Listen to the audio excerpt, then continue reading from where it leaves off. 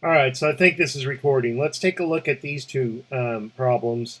They're inequalities, not equations. So, we still have the same properties of balancing both sides with the added property that if you multiply or divide by a negative number, you have to change the direction of the inequality. All right, so let's take a look at this problem number one. Um, on the left-hand side here, I have negative 119 is less than or equal to 8x plus, I'm going to distribute this 7 to both terms of the binomial here and get 7x minus 14. All right, so let's add 14 to both sides. That will make this negative 1. No, it will not. Negative 105 is less than or equal to 15x. That means that 15x is greater than or equal to negative 105.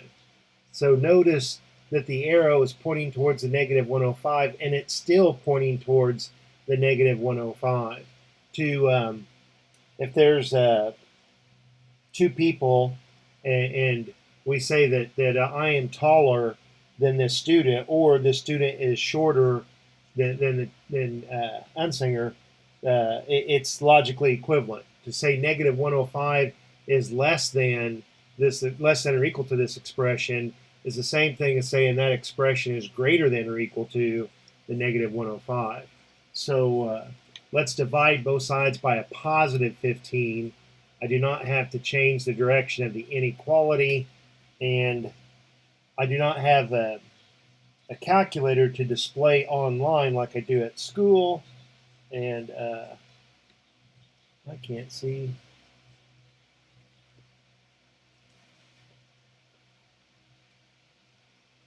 Seven.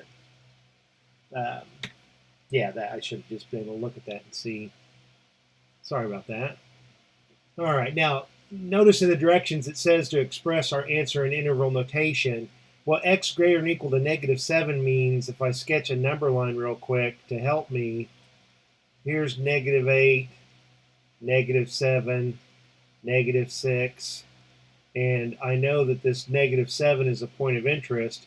Since it is underlined, since it contains equality, this is a solid dot. And since I've written my variable on the left, the arrow is pointing to the direction that I'll shade.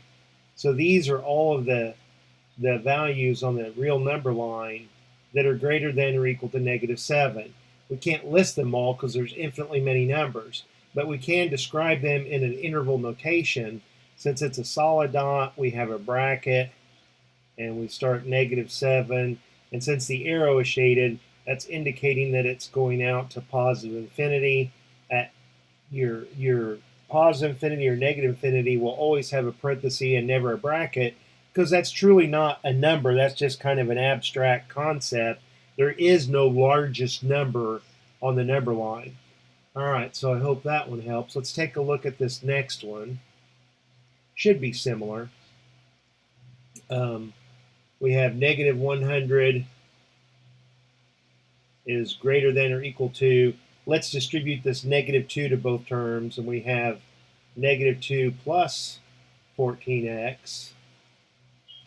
Let's add 2 to each side.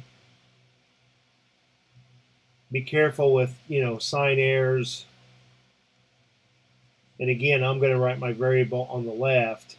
The inequality, the arrow is pointing towards the 14x. It still needs to point towards the 14x. And if I divide both sides by a positive 14, I believe that's an integer value. If I take negative 98 and divide it by 14, again, I get 7, right? Yeah. Excuse me, negative 7. So this time, when I make a sketch on my number line, negative 8, negative 7, negative 6, and it continues in both directions in that fashion. Negative 7 is a point of interest. it's a solid point in my graph because it's underlined.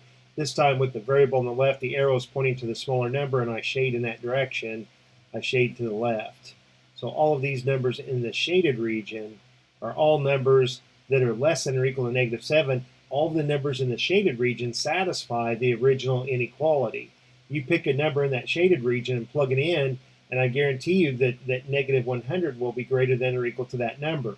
You pick a number that's outside of the shaded region, a number that's bigger than -7, and you plug it in, and this is going to result in a false statement. -100 will not be greater than or equal to that number. Now, to write this in interval notation, my left arrow is shaded.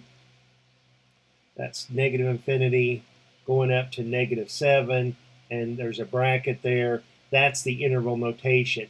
And it always goes a smaller value, comma, a larger value. So, hey, I hope that helps, and I will talk to you later. Bye.